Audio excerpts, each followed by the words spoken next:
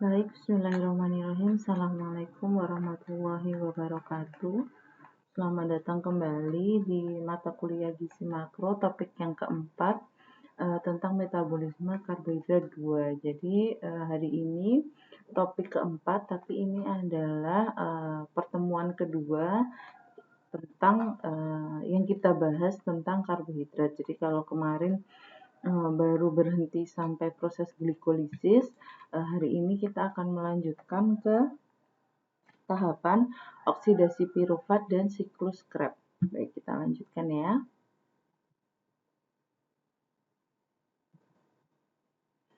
Baik, jadi outline kita hari ini akan ada 3. Yang pertama oksidasi pirufat, yang kedua kita akan membahas tentang siklus asam sitrat, lalu kita akan lanjut ke jumlah produksi energi atau ATP hasil metabolisme karbohidrat. Jadi ini yang disebut dengan oksidasi pirufat, mungkin kemarin sudah mendengarkan atau belajar tentang glikolisis. Glikolisis dibagi menjadi 2, glikolisis aerob dan glikolisis anaerob. Nah, setelah glikolisis terjadi pada kondisi aerob, proses respirasi akan berlanjut ke oksidasi pirufat. Jadi, kalau kemarin kita belajar bahwa glikolisis, kalau dia kondisinya anaerob, dia akan dilanjutkan ke pembentukan asam laktat gitu ya. Nah, kalau dia kondisinya aerob, dia akan masuk ke oksidasi pirufat, yang mana hasil akhir oksidasi pirufat adalah asetil-CoA. Asetil-CoA ini merupakan zat atau molekul yang nantinya akan masuk ke siklus Krebs gitu ya. Lokasinya kalau kemarin glikolisis itu berlokasi di sitosol, saat oksidasi pirufat dia akan berpindah ke mitokondria gitu ya. Jadi dari sitosol saat glikolisis dia berpindah ke mitokondria saat oksidasi pirufat dan siklus Krebs.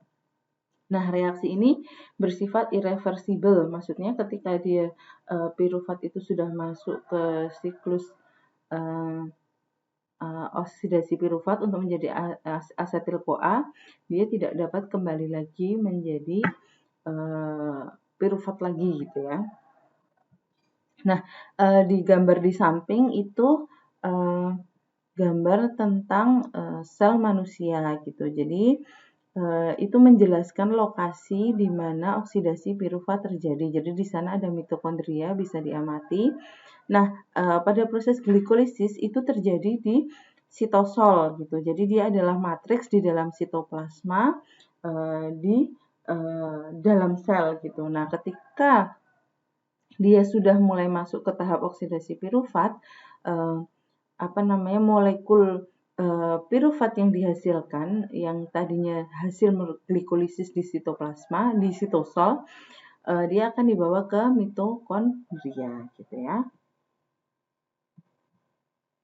Nah, oksidasi pirufat disebut dengan dekarboksilasi oksidatif, yaitu perubahan dari pirufat ke asetil-CoA. Persamaan reaksinya pirufat dengan NAD+ dan CoA, koenzim A menjadi asetil-CoA, NADH dan ion H+ dan CO2. Jadi hasil dari oksidasi pirufat itu menghasilkan karbon dioksida gitu ya. Baik, enzim yang berperan disebut sebagai kompleks pirufat dehidrogenase yang terdiri dari 3 pirufat dehidrogenase sendiri, thiamin difosfat, dan dihidrolipoil dehidrogenase. Nanti kita akan belajar fungsi masing-masing enzim ini pada proses oksidasi pirufat itu di mananya sih gitu. Nah, kalau dilihat dari persamaan reaksi, itu berarti proses oksidasi pirufat ini menghasilkan satu NADH gitu ya. Jadi dia menghasilkan energi dalam bentuk NADH yang nanti melalui transport elektron bisa dirubah menjadi ATP. Nah, berapa nilai ATP dari NADH nanti kita akan bahas di slide terakhir yang tentang perhitungan hasil energi yang didapatkan dari metabolisme karbohidrat. Nah, ini adalah gambaran sederhana dari oksidasi pirufat. Nah, ini banyak sekali kita pelajari, mungkin di SMA juga sudah dijelaskan bahwa molekul pirufat di sitosol masuk ke dalam mitokondria, lalu setelah itu dirubah menjadi asetil-CoA gitu ya. Asetil-CoA itu dibuat dari apa? Dibuat dari koenzim A. Jadi pirufat dan koenzim A bereaksi menghasilkan asetil-CoA gitu. Dan produk sampingannya itu ada CO2, karbon dioksida, dan juga dia menghasilkan NADH dan ion hidrogen gitu ya, H+. Nah, tapi kalau misalnya kita mau mengamati lebih jauh, ternyata proses oksidasi pirufat itu tidak sesederhana gambar ini gitu. Jadi ada beberapa enzim yang berperan dalam proses oksidasi pirufat. Nah, ini di sebelah kanan itu adalah gambarnya, gambar tahapan oksidasi pirufat. Jadi seperti yang tadi disebutkan di awal bahwa enzim yang berperan dalam proses ini ada 3. Yang pertama pirufat dehidrogenase, dihidrolipoil transasetilase, dan dihidrolipoil dehidrogenase. Nah, kalau kita jabarkan tahapannya itu ada 4 gitu. Jadi yang pertama pirufat oleh pirufat dehidrogenase akan dirubah menjadi hidroksietil tiamin difosfat dengan produk sisanya CO2. Jadi yang tahapan pertama itu ada di sini. Jadi dia pirufat dikatalisis oleh pirufat dehidrogenase, yang mana pirufat dehidrogenase itu merupakan enzim bound tiamin difosfat. Jadi enzim yang berikatan dengan tiamin difosfat gitu, sehingga hasil akhirnya itu adalah hidroksietil tiamin difosfat gitu. Nah, dia ada produk sampingannya berupa CO2. Lalu hidroksietiltiamin difosfat akan bereaksi dengan lipoamida teroksidasi yang masuk dalam kelompok enzim dihidrolipoil transasetilase. Jadi di sini tahap keduanya di sini. Ini lipoamida yang teroksidasi, dia merupakan bagian dari kelompok enzim dihidrolipoil transasetilase yang menghasilkan asetil lipoamida. Nah, asetil-lipoamida ini yang nantinya akan bereaksi dengan koenzim A atau kadang disebut CoA-SH, kadang disebut CoA saja, atau CoA strep SH itu sama saja, artinya koenzim A, membentuk asetil-CoA dengan produk sampingan lipoamida tereduksi. Jadi ini di sini. Hasil dari reaksinya adalah lipoamida tereduksi di sini. Nah, setelah itu lipoamida tereduksi ini oleh enzim dihidrolipoil dehidrogenase, dia mengandung FAD atau flavin adenin dinukleotida akan dirubah menjadi lipoamida teroksidasi. Selanjutnya, lipoamida teroksidasi itu akan kembali masuk ke reaksi sebelumnya, sehingga proses oksidasi pirufat ini akan terus berputar gitu ya. Jadi produk akhir tapi yang bukan produk utama, produk sampingannya yaitu lipoamida tereduksi itu nanti akan berguna untuk reaksi di tahapan oksidasi pirufat yang sebelumnya gitu. Nanti kita akan lihat rodanya bagaimana dia saling mempengaruhi. Nah, pada saat lipoamida tereduksi itu dirubah menjadi lipoamida teroksidasi, dia menghasilkan NADH sebagai produk energinya gitu ya, yang nanti seperti saya ceritakan tadi, NADH ini bisa melalui transport elektron dirubah menjadi ATP. Nah, ini adalah yang saya ceritakan. Jadi reaksi yang saya jelaskan sebelumnya itu ada di buku Harper. Itu yang terbaru, itu dijelaskan seperti itu, tapi di buku Harper yang lama itu dijelaskan dengan cara gambaran roda seperti ini. Nah, gambaran roda ini menjelaskan bahwa satu produk yang dihasilkan dari oksidasi pirufat oleh salah satu enzim oksidasi pirufat itu akan digunakan oleh rangkaian reaksi yang lain. Jadi misalnya seperti ini. Di sini dilihat dari TDP, lalu dia dirubah menjadi hidroksietil. Ini di sini tiamin di fosfat gitu ya. Lalu TDP ini akan bereaksi dengan lipoamida yang teroksidasi tadi. Nah, ketika hasilnya adalah asetil lipoamida, dia juga melepaskan kembali TDP yang nanti akan digunakan kembali untuk oksidasi pirufat lagi gitu. Jadi hasil reaksi ini akan berputar dan menggerakkan reaksi yang lain seperti itu.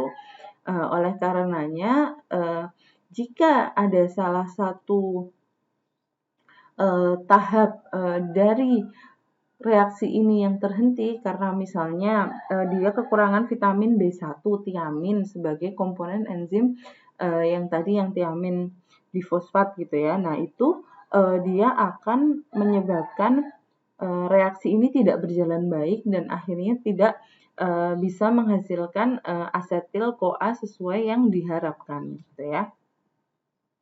Sehingga kesimpulannya adalah semua reaksi di sini adalah saling berkaitan gitu ya, reaksi satu akan mencetuskan reaksi yang lain.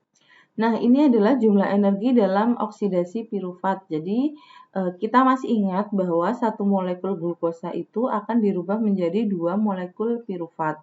2 molekul pirufat akan menjadi 2 molekul asetil-CoA dan 2 NADH. Nah, konversi 2 NADH itu 2,5 ATP, ekivalen dengan 2,5 ATP, sehingga pada satu molekul glukosa yang dioksidasi akan menghasilkan 5 ATP pada tahap oksidasi pirufat. Jadi, pada tahap oksidasi pirufat saja ya yang 5 ATP, nanti glikolisis ada dihitung sendiri dan nanti siklus Krebs juga akan dihitung sendiri.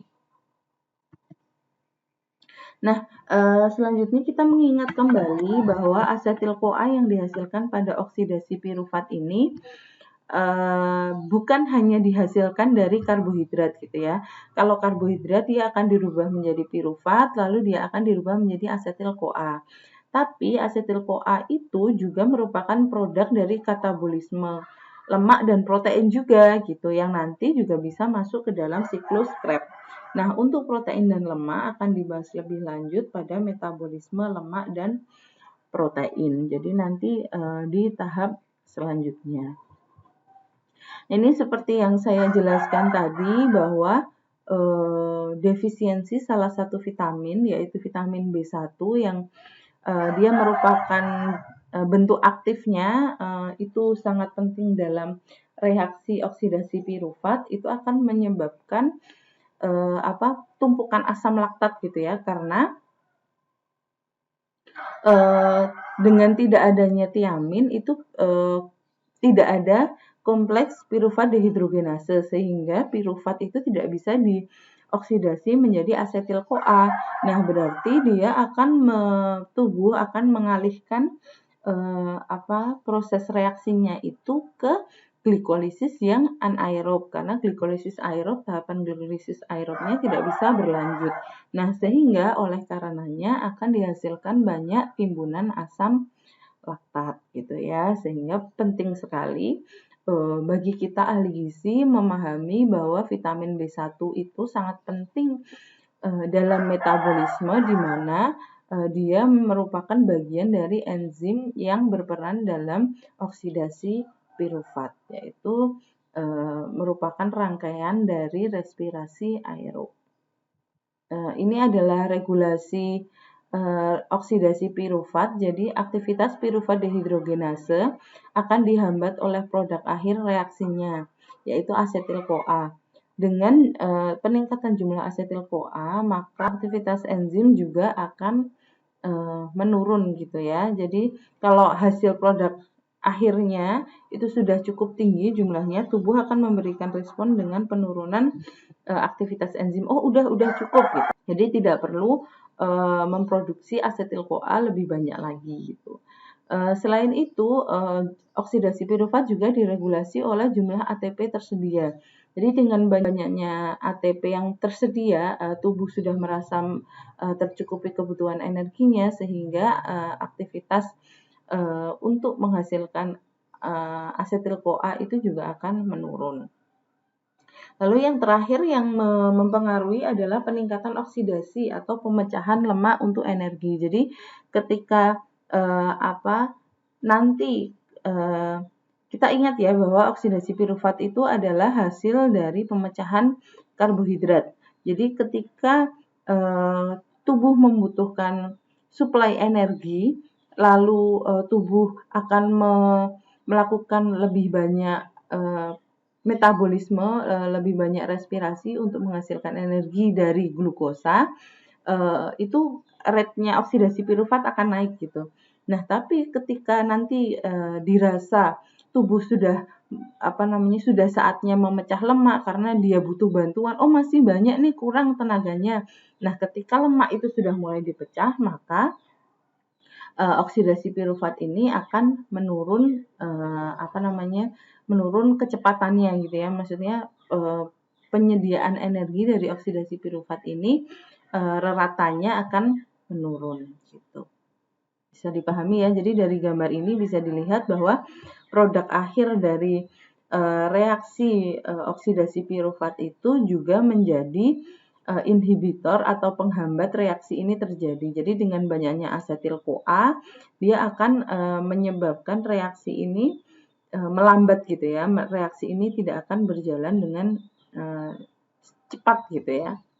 Termasuk juga nanti NADH yang nanti bisa dikonversi menjadi ATP. Gitu.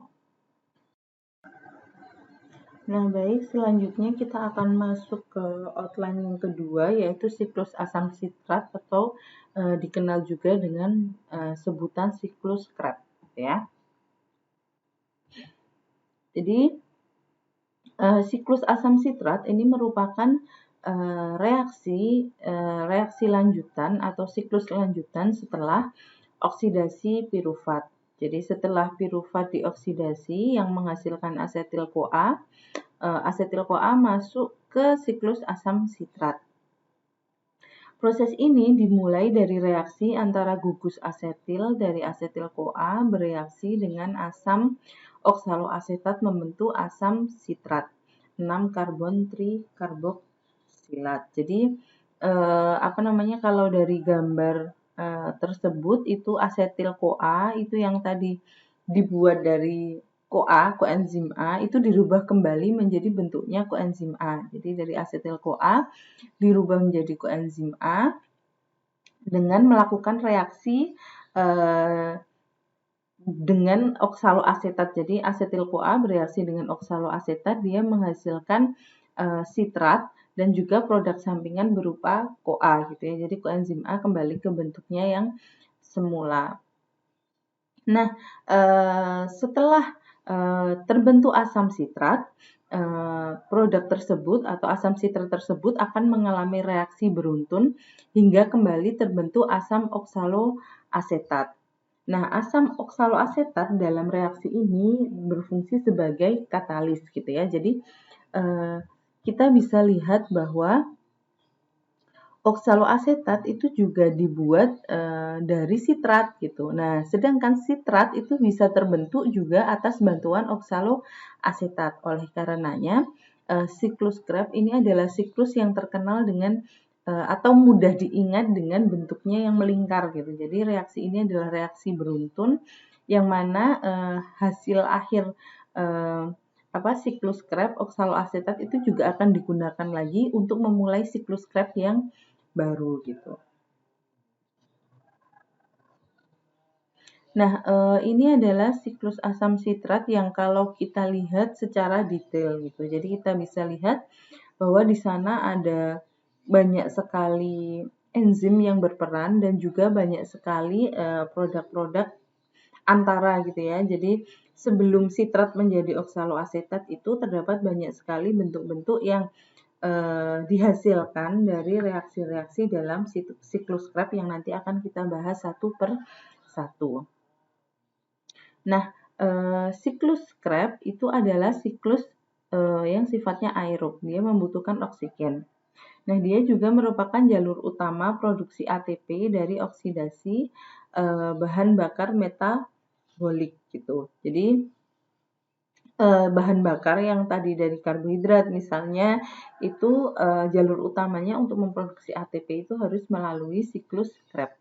Enzim-enzim yang terlibat pada siklus Krebs terletak pada matriks mitokondria. Oleh karenanya siklus Krebs itu hanya bisa terjadi di mitokondria karena enzim-enzim yang dibutuhkan dalam reaksi ini semuanya terdapat pada mitokondria gitu. Nah, kalau kita lihat sesuai gambar sebelumnya yang sederhana itu dimulai dari asetil-CoA yang merupakan hasil oksidasi pirufat, dia masuk ke dalam siklus Krebs bereaksi dengan oksaloasetat, lalu dia membentuk sitrat. Sitrat akan dirubah menjadi cis-sakonitat, lalu menjadi isositrat, lalu menjadi oksalosuksinat, lalu alfa-ketoglutarat, lalu menjadi suksinil-CoA, suksinat, fumarat, malat, lalu akan kembali ke bentuk oksaloasetat. Nah, nanti kita akan bahas satu persatu termasuk zat-zat yang mungkin menjadi inhibitor dalam reaksi siklus asam sitrat. Nah, ini tahap yang pertama.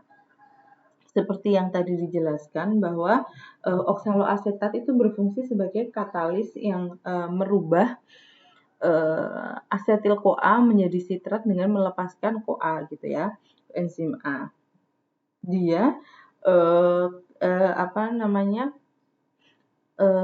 reaksi ini dikatalisis oleh enzim sitrat sintase gitu. Pada reaksi ini juga dilepaskan CoASH atau koenzim A. Nah, selanjutnya sitrat akan dirubah menjadi isositrat oleh enzim akonitase. Reaksi ini dibagi menjadi dua tahap. Jadi, untuk merubah sitrat menjadi isositrat itu ada produk perantarannya yaitu cis-akonitat. Jadi yang pertama prosesnya adalah proses dehidrasi isositrat ke cis-akonitat, lalu kembali proses rehidrasi cis-akonitat ke isositrat. Nah, aktivitas enzim akonitase yang berperan dalam perubahan sitrat ke cis-akonitat itu dapat terhambat oleh inhibitor yang disebut fluoroasetat. Nah, fluoroasetat ini biasanya terjadi atau didapatkan dari produk-produk pestisida gitu ya, jadi insektisida, di mana zat fluoroasetat ini ketika dalam tubuh dia akan membentuk fluoroasetil-CoA yang berkondensasi dengan oksaloasetat membentuk fluorositrat yang menghambat akonitase. Dengan terhambatnya enzim akonitase, maka proses perubahan dari sitrat ke isositrat itu tidak bisa berjalan dengan baik sehingga jika tubuh terpapar sangat banyak atau dosis tinggi misalnya pestisida, maka dalam tubuh akan terjadi tumpukan sitrat gitu ya. Sitrat akan bertumpuk di dalam tubuh. Baik, ini adalah tahapan selanjutnya yaitu isositrat. Isositrat yang sudah tadi dihasilkan pada tahapan sebelumnya akan mengalami dehidrogenasi yang dikatalisis oleh isositrat dehidrogenase menghasilkan oksalosuksinat. Nah, pada proses ini akan dihasilkan satu molekul NADH.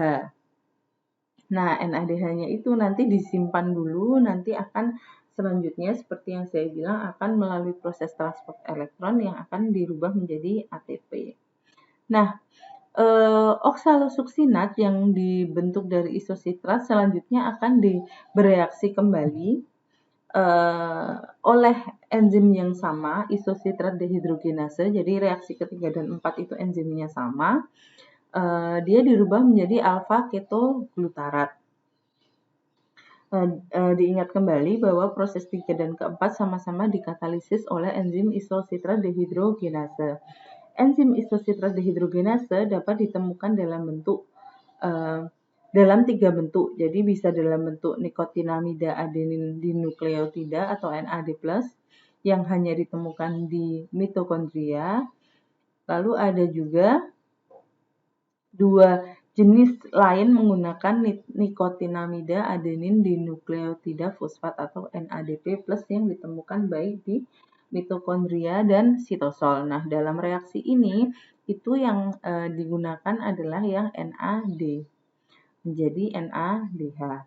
Proses dekarboksilasi ini membutuhkan ion magnesium atau mangan gitu ya. Jadi Mg2+ atau Mn2+.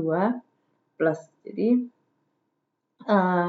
dari isositrat dia dirubah menjadi oksalosuksinat lalu dirubah menjadi alfa ketoglutarat. Nah, kedua reaksi ini sama-sama dikatalisis oleh enzim isositrat dehidrogenase.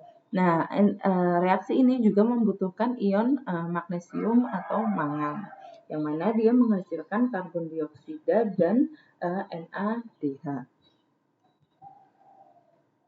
Nah, ini tahapan selanjutnya yaitu alfa ketoglutarat akan dirubah menjadi suksinil-CoA melalui proses dekarboksilasi oksidatif. Jadi, proses ini sama, dia dikatalisis oleh kompleks multienzim yang hampir sama dengan yang terlibat pada oksidasi pirufat. Nah, kompleks enzimnya itu disebut sebagai kompleks alfa ketoglutarat dehidrogenase.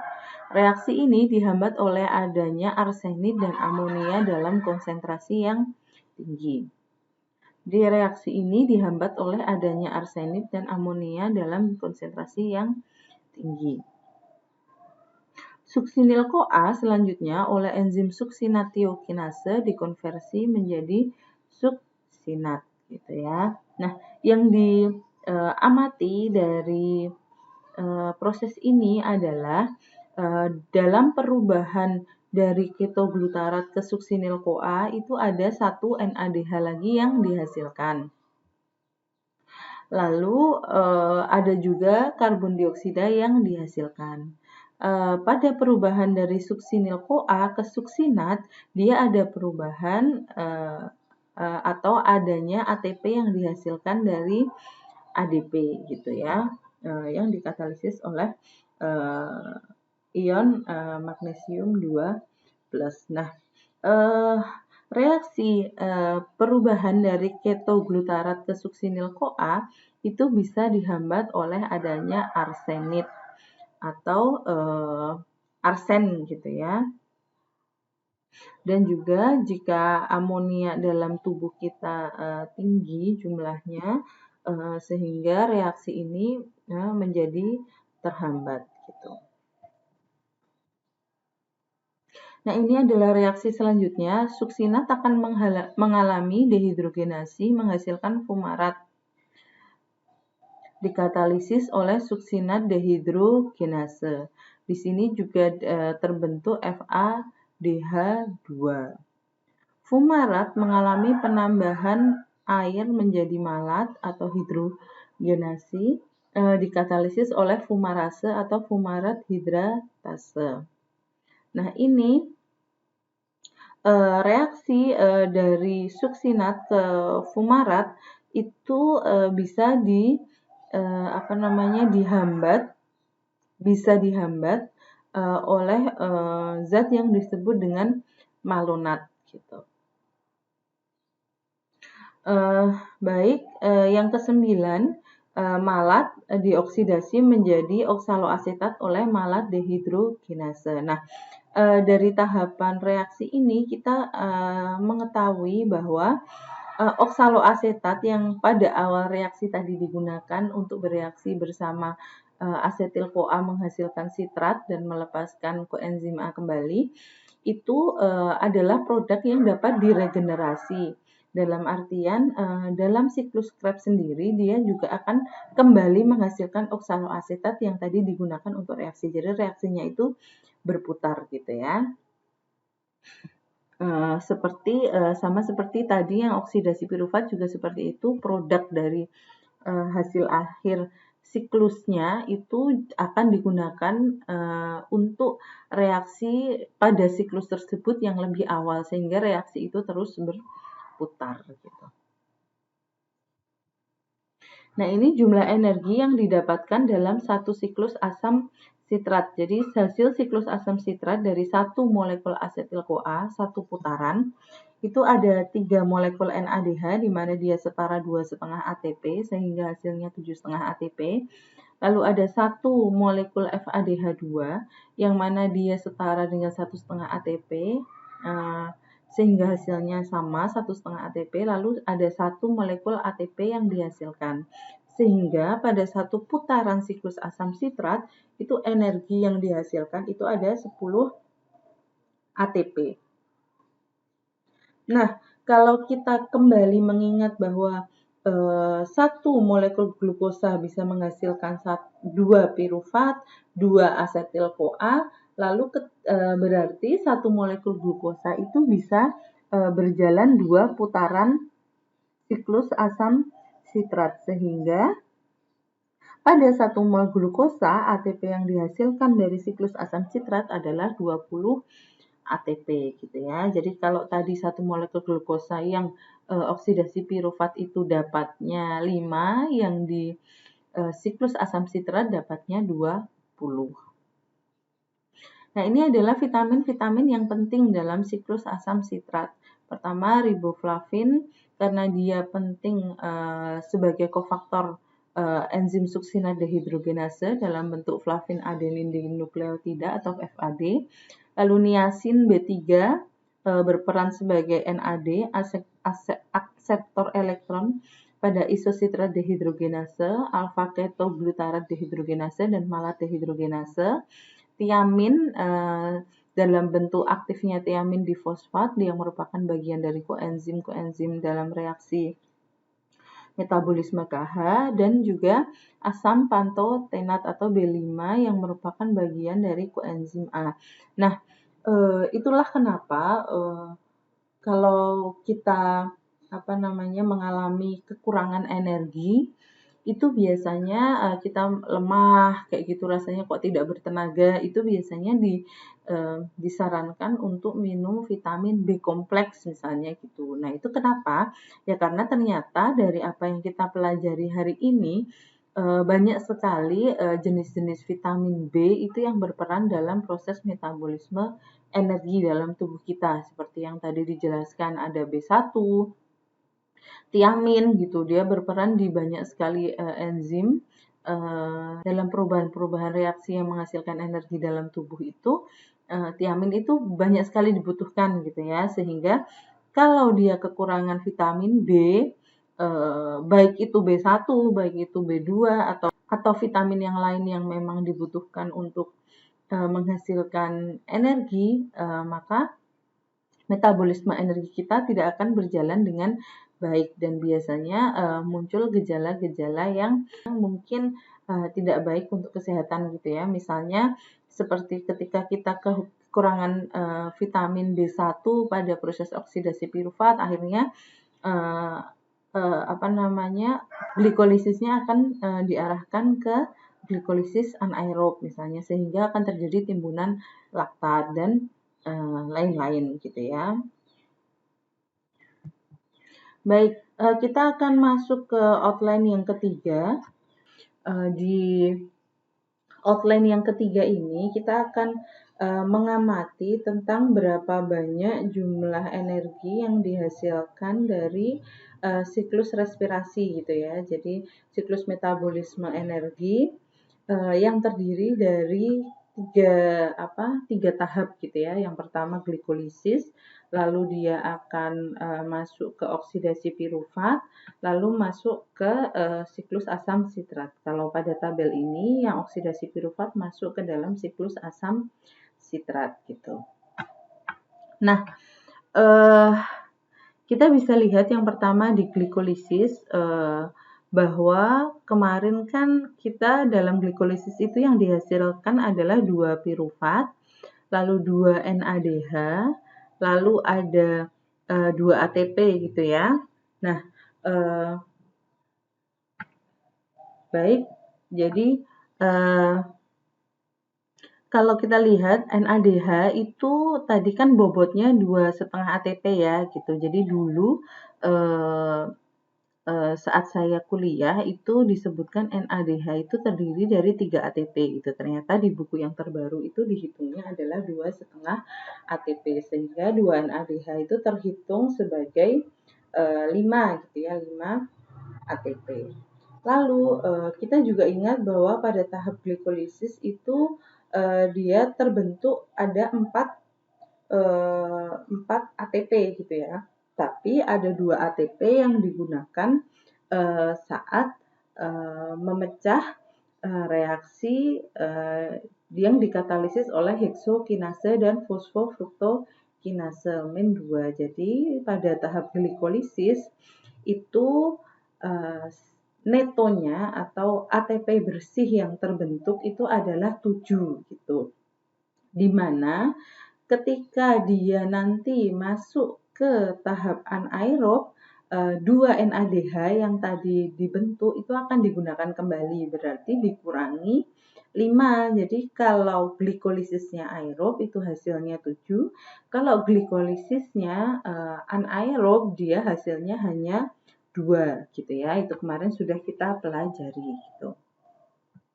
Nah, selanjutnya kita masuk ke tahap oksidasi pirufat yang mana dikatalisis oleh enzim pirufat dehidrogenase. Jadi di sana tadi seperti yang kita juga bahas di awal, kalau masih ingat pada proses oksidasi pirufat dia menghasilkan 1 mol glukosanya menghasilkan 5 ATP sebagai hasil dari konversi 2 NADH gitu ya.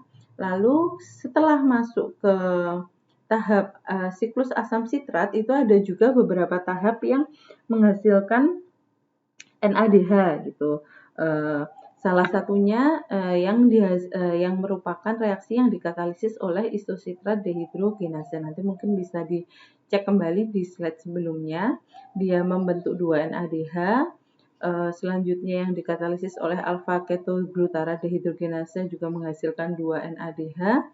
Lalu sampai terakhir siklus Krebs itu siklus Krebs dan oksidasi pirufat itu kalau dihitung ATP yang dihasilkan itu adalah 25 gitu.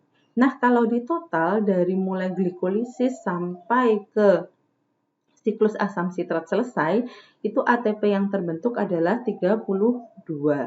Nah, dibandingkan dengan pada kondisi anaerob yang dihasilkan hanya 2 gitu ya. Jadi ketika mungkin mengingat kembali di mata kuliah fisiologi dijelaskan pada gerak oton di mana ketika tubuh itu membutuhkan ATP secara cepat dia akan lebih ke arah glikolisis yang anaerob gitu ya.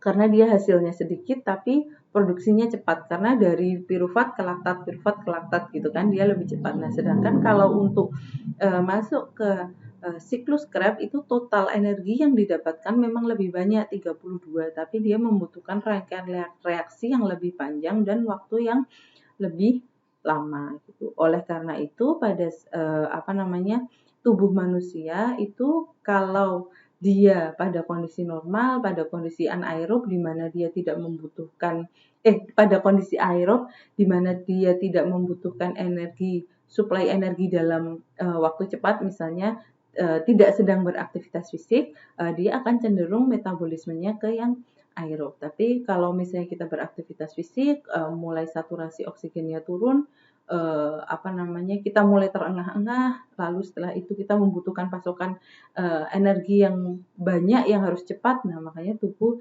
akan mengkompensasi dengan melakukan respirasi yang anaerob gitu, sehingga ATP yang didapatkan dari proses itu memang sedikit, jadi 2 tapi dia cepat ada terus gitu ya, sehingga bisa memenuhi kebutuhan tubuh untuk mendapatkan energi yang cepat gitu. Nah, yang perlu saya sampaikan ada di beberapa literatur mungkin teman-teman nanti membaca atau browsing itu bahwa satu siklus Krebs itu menghasilkan 38 gitu. Jangan bingung kenapa kok yang satu 38, kenapa kok yang sekarang 32 gitu. Nah, 38 itu karena yang NADH itu dihitung sebagai 3 seperti yang saya bilang kemarin. Jadi itu perhitungan yang lama.